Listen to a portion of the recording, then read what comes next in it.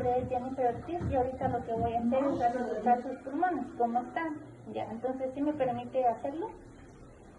No, eso no creo. Ya.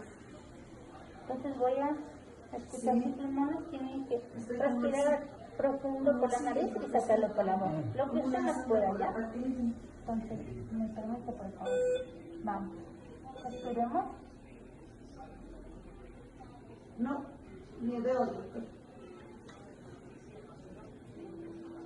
Ya. Otra vez respiremos.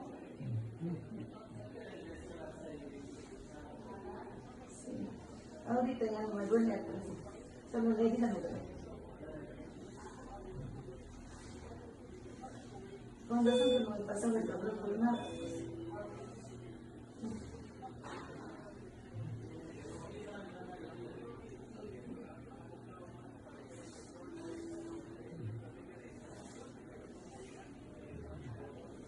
Ya, mijo. Le avisas que al gato lo que tienen que echar es si se viene. Así.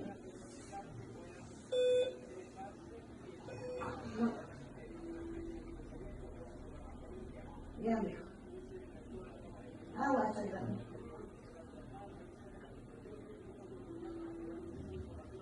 Ya.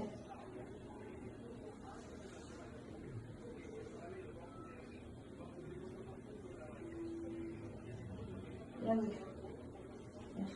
Ya. La nena.